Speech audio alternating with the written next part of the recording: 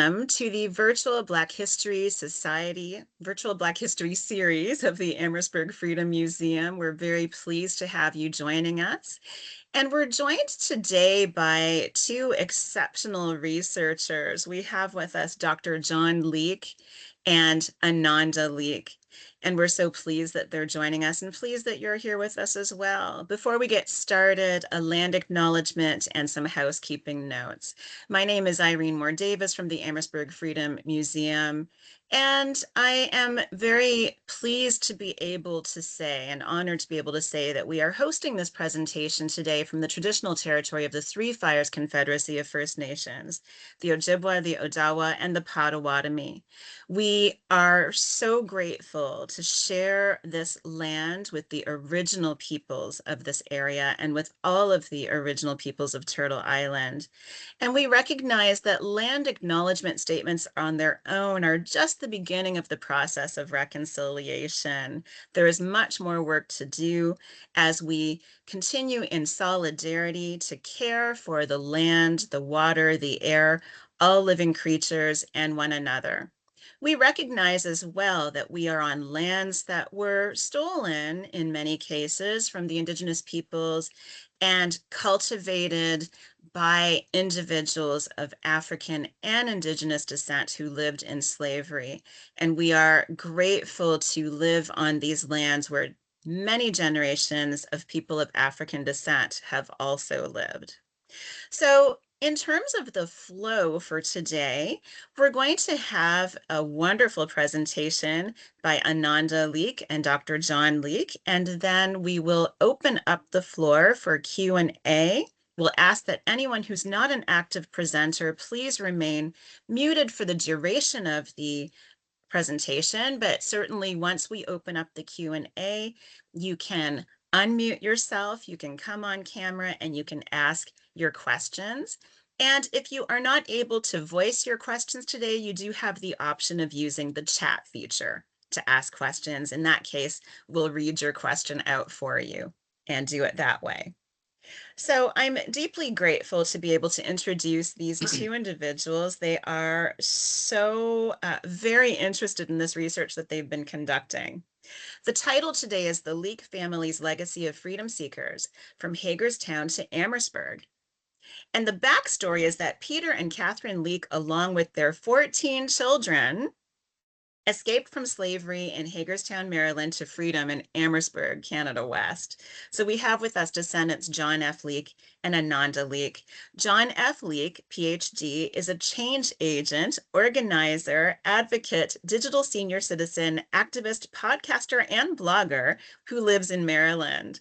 Dr. Leek is a graduate of Indiana State University, University of Michigan, and Union Institute. And Ananda Leek is an artist, author, coach, human design doula, and digital communications professional who lives in Washington, D.C. Ananda Leek is a graduate of Morgan State University, Howard University School of Law, and Georgetown University Law Center. And her books include Love's Troubadours, Karma Book 1, That Which Awakens Me, and Digital Sisterhood, a memoir of fierce living online. So at this time, it is my pleasure to turn this over to Ananda Leek and Dr. John Leek. Thank you, Irene, Yes, and thank you. the Amherstburg Freedom Museum, and all of our ancestors, Indigenous and African and European ancestors. We bring greetings from the occupied land of the Piscataway people in Maryland, DC, and some parts of Virginia. And so today we are going to share information about our journey that started when my dad and I began writing his book, American Change Agent, A Life and Legacy of Seeking Diversity, Equality, and Inclusion. And before we jump into our connection to the Underground Railroad and Hagerstown, Maryland, and Amherstburg, Canada, I want to ask you, Dr. John, why did you write the book? Well, yes, it started from just the notion of wanting to leave the my children, the four M's, that's Michael, Madeline, Mark, and Matthew, some things about their father. Now, they certainly knew a great deal about me, but there were some things that I don't think they knew, and so I wrote first a letter that I gave to Ananda on her birthday. I had taken her to lunch, and so I presented her with the letter, and uh, she was very surprised, to say the least. And then as we talked and all, she said, "You know, you probably should let your other children know." I said, "Well, yeah, maybe so." So then I did. I embarked on writing a letter to all of my children, and included a bit more than what I had put in with Ananda. And a bit after that, I got the notion of, well, maybe I might write a book about my life, i.e., a memoir. And I began writing, not consistently necessarily, but I started first with an outline, and laid out my life from a standpoint of birth to the current time. And so I had a lot to say, and I began to feel like this is a worthwhile project. And then about 5 years ago, Ananda decided or thought about joining me, and she became co-author, which, by the way, was a tremendous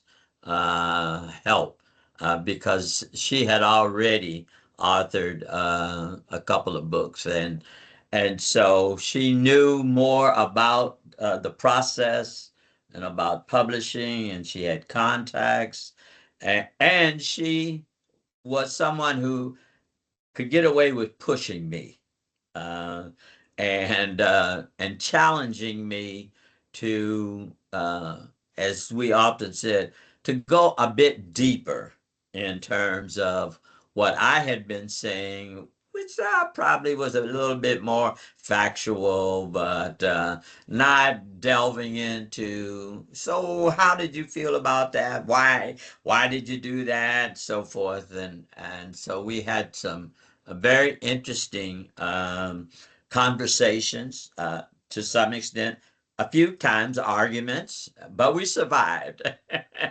And but that's why. And even as we've gone on more, I have become to realize that there were a lot of things that I could offer a wide range of people, that over 86 years, I've done a lot of different kinds of things, engaged a lot of different people, been a lot of places. So yes, that's why. All right. So in having those deep discussions and those challenging moments, we made decisions about what to include in this book. And then um, me coming on board and writing, I really wanted to emphasize the legacy of our League family. I knew some things, however, with the help of Ancestry.com, African Ancestry, and the research that one of our cousins, Ellen Cook, did that created this enormous family tree on Ancestry.com, we were able to go directly to the Leek family that escaped slavery in Hagerstown, Maryland. Um, Irene mentioned at the top of the conversation that it was Catherine and Peter Leek and their 14 children. One person included was Leonard Leek, which is the great grandfather of my dad. And so, in using Ancestry.com, I was able to locate an obituary that talked about Leonard Leake's life. He died at 102 years old in 1927, and the obituary was written like an article. And in that article, it mentioned that he had escaped slavery and made it from from Hagerstown, Maryland to Amherstburg, Canada. It was a gift from the ancestors. And so the information about how he and his parents and siblings escaped from walking to uh, taking horse and buggies to steamships, even mentioning the steamships, the names of it, that helped me go into the internet and brought me to Amherstburg Freedom Museum, where we were able to find one of the names of Leonard's brothers, Isaac Leek, who married into the Pearl family. His wife was Carolyn Pearl, and they had a number of children. And so we used the Canadian census that was available through ancestry.com, and we were able to document the fact that Isaac's parents were the same parents as Leonard's parents. And so, Dr. John, I want to ask you, how did it feel when you learned about your great grandfather, Leonard Leek, and his family's journey, our family's journey on the Underground Railroad? Well, I tell you, I just was ecstatic. I took deep breaths as I read the newspaper article from the Lansing, Michigan paper, and then I just I just started to think about what that must have been like uh, to travel. I would imagine probably over 400 miles, and having to do that in many different kinds of ways. I was, and I'm still amazed at the strength that had to have required. And it made me have a realization, and I sometimes say this, I come from a pretty good stock. uh, for people to have that type of commitment and that kind of drive, and and I think it has a lot to do with the type of person that I have been, one who is committed to doing things that a lot of other folks probably would not even think about or consider. So yes, I was, to say the least, I was really excited.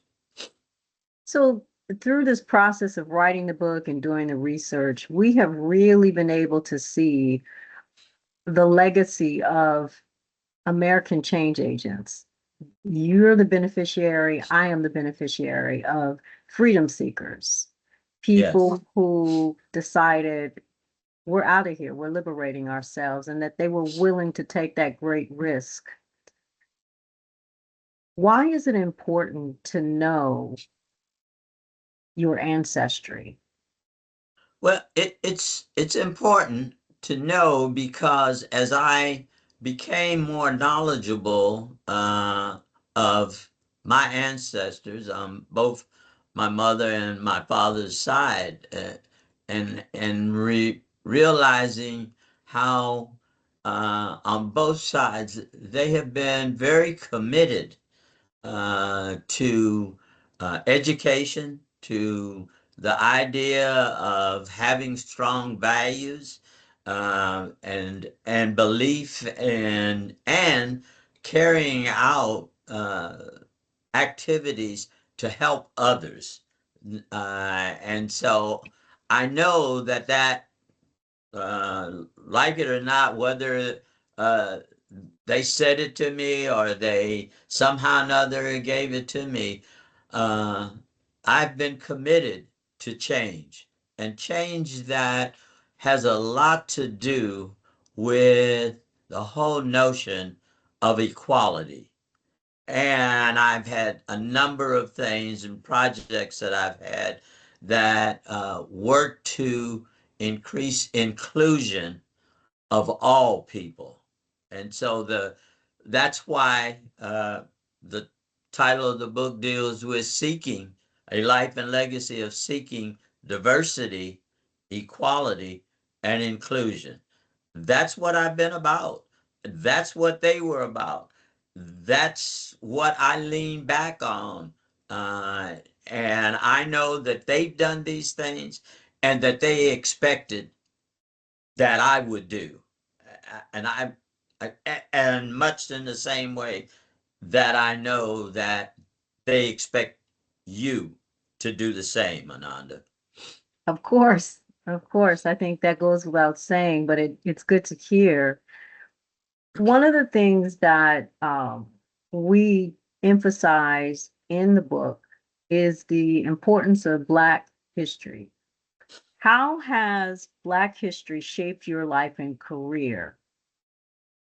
Well, certainly one of the things that I've known for a long time is the significance, one, of knowing who I am and knowing about uh, the our history.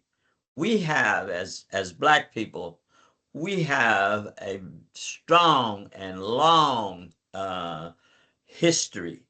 And I can remember when I was doing my work on my PhD, and I happened to come across a book by Chancellor Williams, The Destruction of the Black Civilization.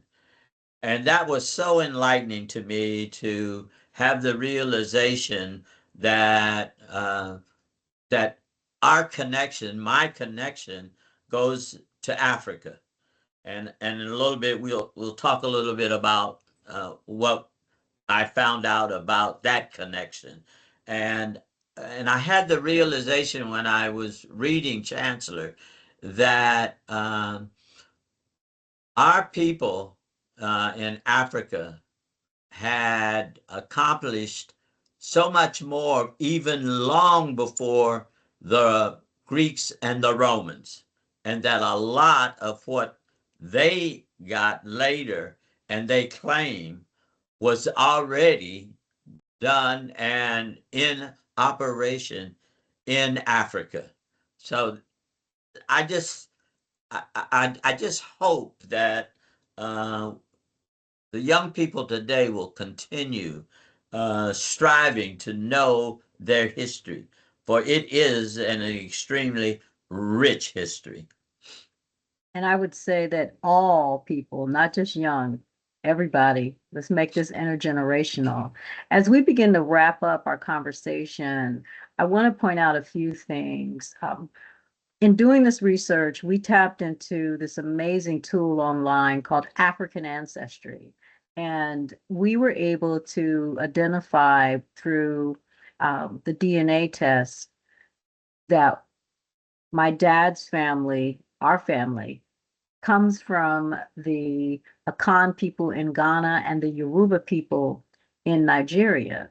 And so we have strong connections to both groups, from my travels to my father's relationships and my parents' relationships in their church at St. Joseph's Catholic Church.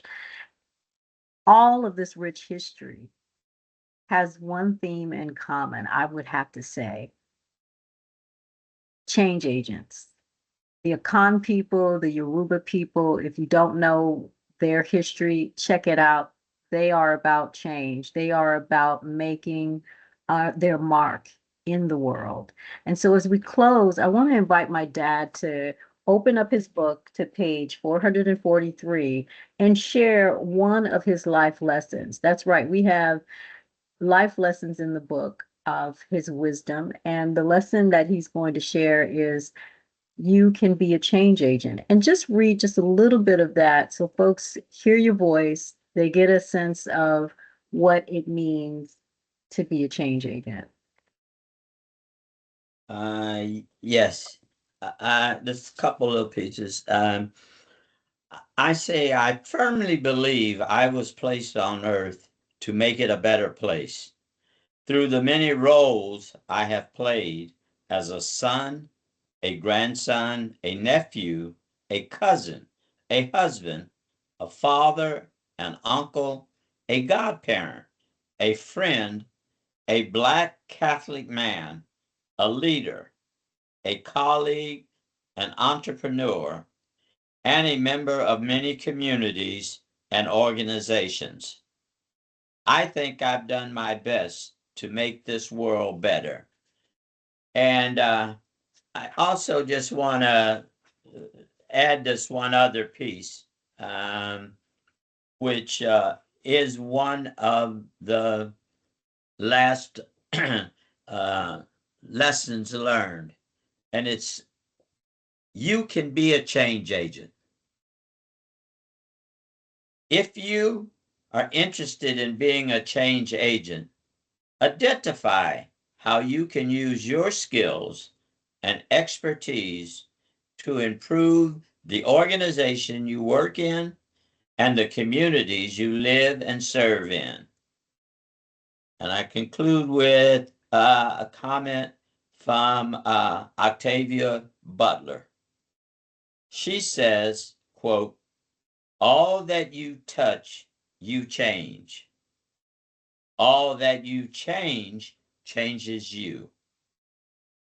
The only thing lasting truth is change. So be patient and keep working on it at it as long as it takes. Make quote play the long game your mantra. All right. Well, I want to thank you for sharing from our book, which everybody can find online at anandaleek.com/Dr. John. We want to give a big shout out to the Amherstburg Freedom Museum for having us. We look forward to visiting in person later this year. We look forward to hearing from any Leek Pearl cousins that are in Canada that may be interested in connecting with us. And we'll turn it back over to Irene Moore Davis.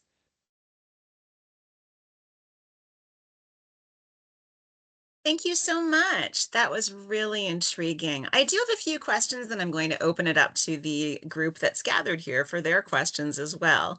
And just a reminder, when we do open it up for questions from the audience, we will certainly encourage you to put on your camera and unmute yourself, but you can also use the chat to ask your questions. So I have a few questions. I'm deeply interested in the Underground Railroad journey of the Leek family. You made reference to various methods that were used on foot, by steamship, etc. Can you give us a bit more detail about that journey that they made? Sure. I'm going to look right in the book because we have the obituary right here.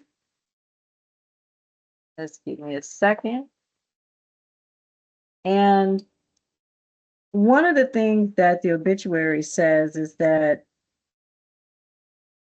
they were traveling in covered wagons and steam trains and at times walking for several days. They finally reached Cleveland and were put on board the Keystone steamer, one of a number of steamers sailing between Cleveland and Amherstburg, Canada.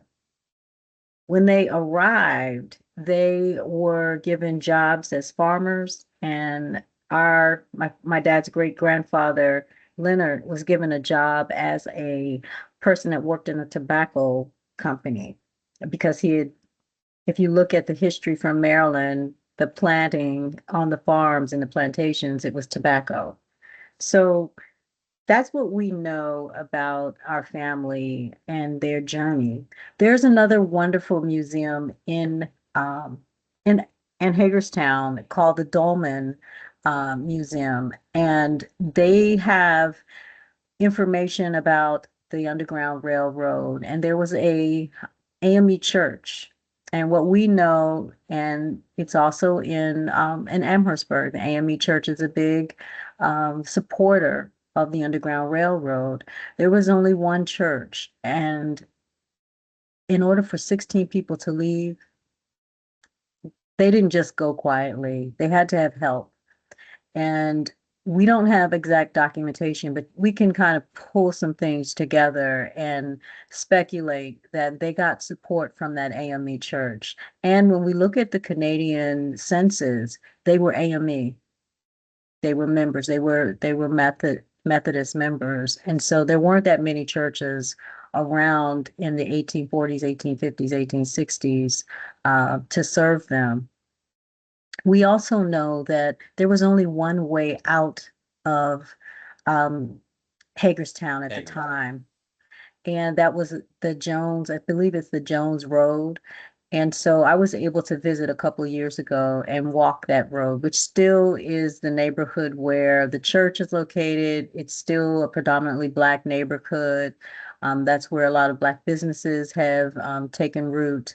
And so to be able to walk on that street, it sends chills, through you. We also know that Hagerstown was both a site for slave catchers as well as freedom seekers. There were people, there were abolitionists that were there. Maryland was a state that people could easily, I won't say easily, that they could escape into Pennsylvania, because it bordered, and they could take the Underground Railroad that was run by the Quakers, the AME churches, and any other abolitionists along the way. So you can look at a map, and we use Google to tell us about how many miles was it. It was over 400 miles that they covered to leave, and no matter what time of year it was, it was horrendous. Period.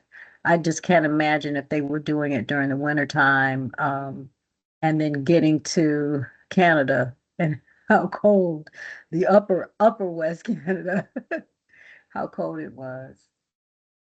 Sure. Yes, we are. For those who don't know, we're very privileged, very honored at the Amherstburg Freedom Museum to be the people who steward Nazarene African Methodist Episcopal Church, which is the AME church that served the Black population in Amherstburg starting in the 1840s, and that is a National Historic Site for those who don't know. That's very interesting that they potentially received some assistance from the AME Church at their origin and then came to Amherstburg and were part of the Black Methodist community there as well. I'm curious about um, anything you might know about when your ancestors crossed over from Canada West or Ontario to Michigan. When did that transition happen? Do you have any information about that? We don't have any exact dates, no. but I will tell you this. In looking at Isaac Leek and Carolyn Pearl Leek's children and how they married, there were people going back and forth that were living in Detroit, living in Lansing. And then also, we know that um, Leonard Leek was married to a woman by the name of Sarah Ryder Leek. And at some point in their relationship, this was long into their relationship, they were divorced in Michigan. So the family made a decision to move to Michigan. And um, my dad's grandfather was also in Michigan, like his brothers. We do know that they were in Michigan at some point. Um, so I can't tell you exactly when, but they made the decision after 30, 40 something years to get a divorce, which was really, really, really, really interesting for me. I was like, okay, do what you need to do. And then Leonard remarried and married a woman, and he was a part of the community in Lansing for over 50 years and a member of the AME Church in Lansing, Michigan. And of course, there are so many connections between not only these communities on both sides of the Detroit River borderlands, but the Black churches and the various Black denominations that sort of had threads through those communities. So that is very interesting. I was intrigued when you talked about the involvement in the tobacco industry We know historically that the arrival of formerly enslaved people from the United States who had expertise in tobacco growing, tobacco cultivation, cigar making, etc., really had a big impact on the Essex County tobacco industry here in our part of Ontario. Can you share a little bit more about the work that your ancestors did in tobacco growing? We really don't Don't have, know. Irene, Yeah. all we know is that he worked in a tobacco company Mhm.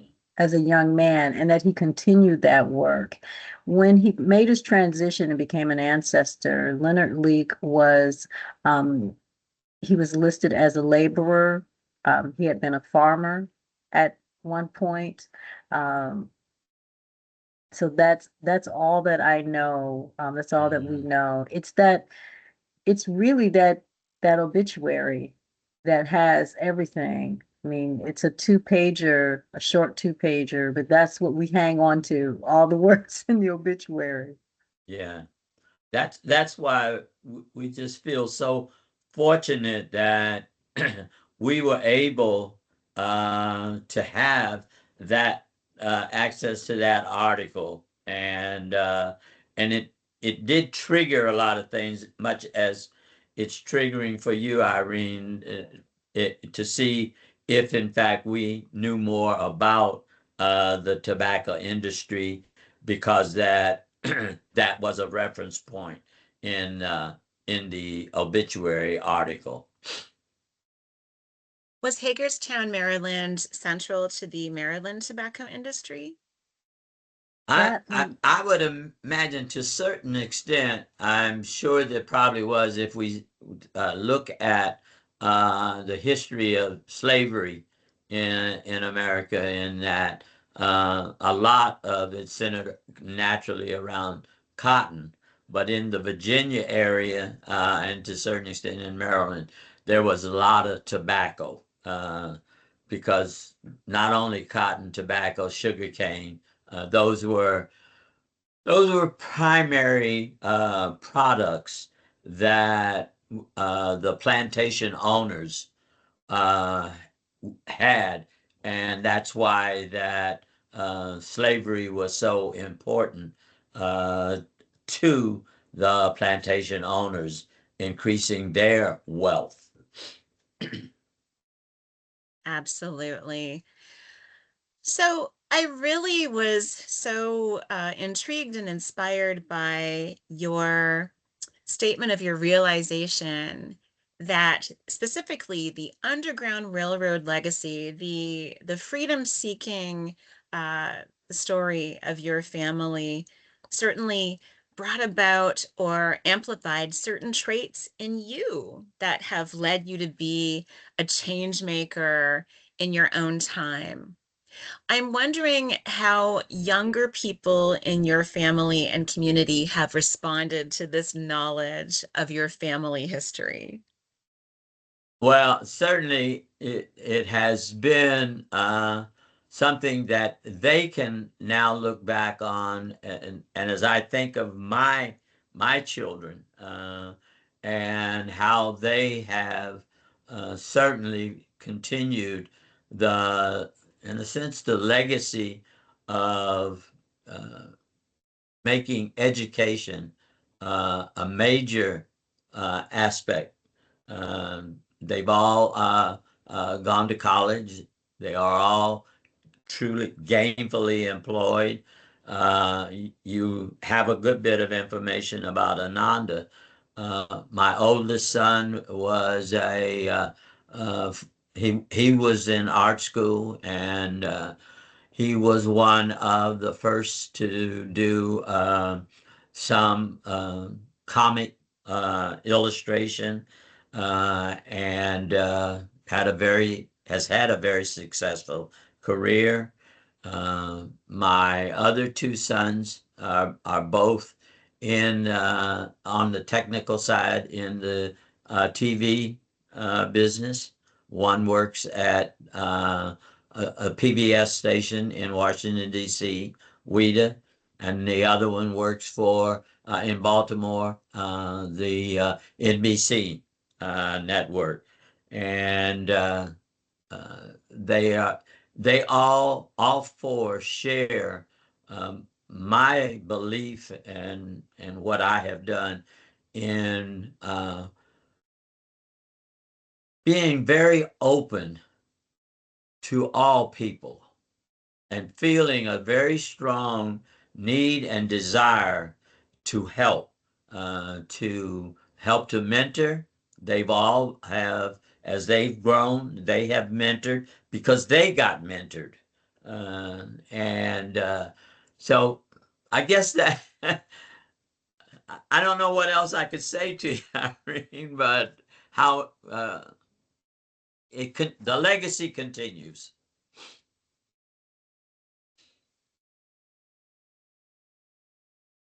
All right, at this point, I'd like to open up to others in the audience to bring their questions forward. Does anyone else have additional questions for the Leeks?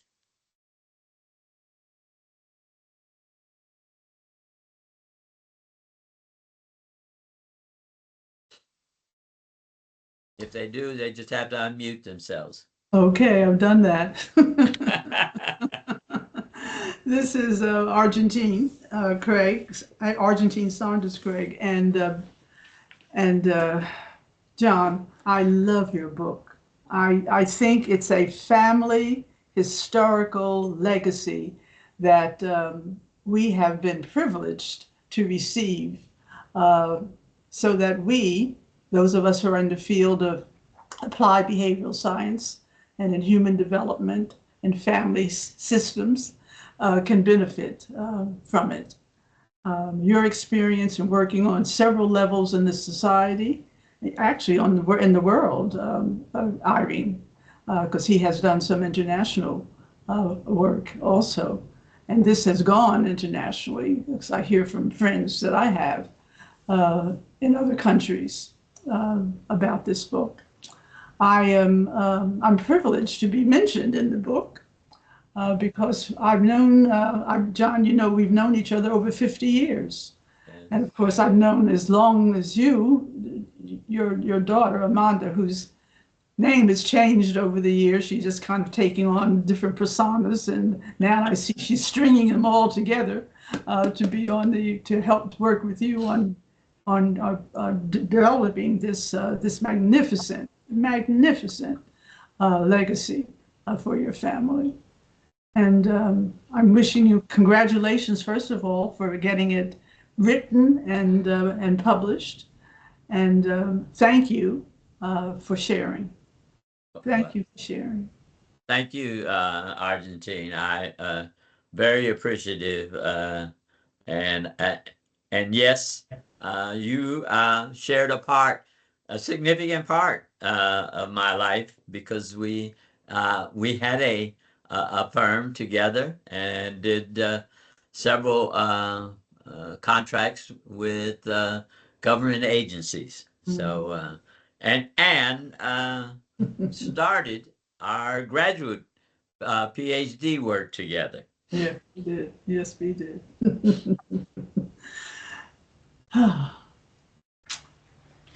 That's me, Irene. I have more to say, but I want to leave space for others who've turned in. Do we have any other questions at this time? Yeah, well, what almost stopped you from producing this legacy book? What almost stopped both of you? I don't, Argentina. I don't think uh, I I I don't think I ever considered stopping. Mm-hmm.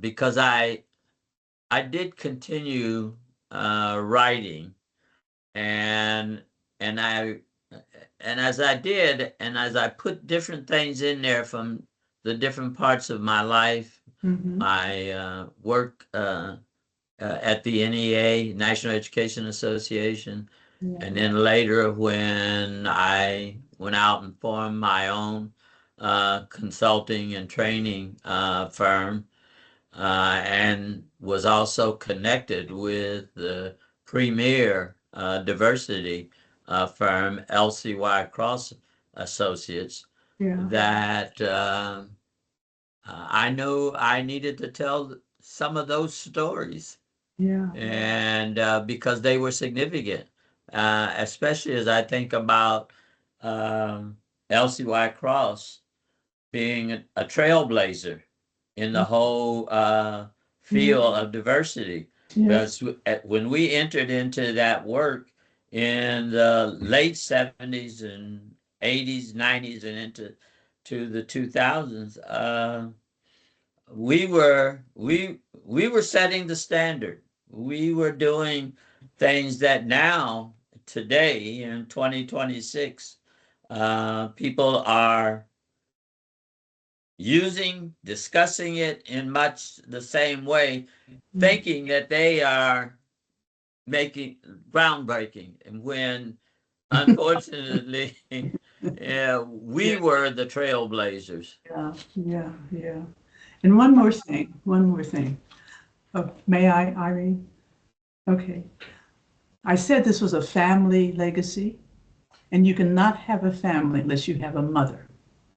And when I look through this book, I have pictures of your wife, mother of your four M's, and all the work that she's done in the community, in the religious education, being an educator herself and principal of an educational institution. And the mention of her throughout has just been so uplifting for me because I also am a mother and a grandmother and now a great grandmother. And I know the importance of having something to pass down. And it's usually, and this is not a biased perspective, but it's usually the woman who does the keeping it together and moving it forward so that the whole family benefits.